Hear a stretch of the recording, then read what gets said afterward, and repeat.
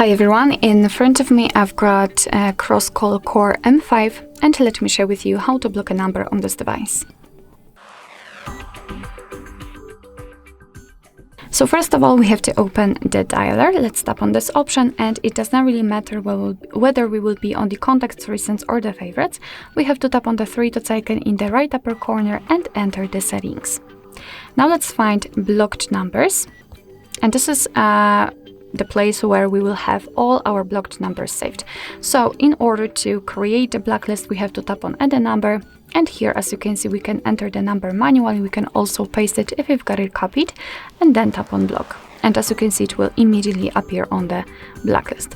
What's more, we've got this unknown option, and we can turn it on and off just by using the switcher. And thanks to this, your device will be allowed to block all incoming calls from all unidentified callers. So basically, it can be useful, but it's up to you if you want to use it. Of course, you can turn it off the same way. And of course, whenever the number will be blocked, you will no longer receive any incoming calls or text messages from it. So if you want to unblock it, just tap on this X button and tap on unblock. And as you can see, it will immediately disappear.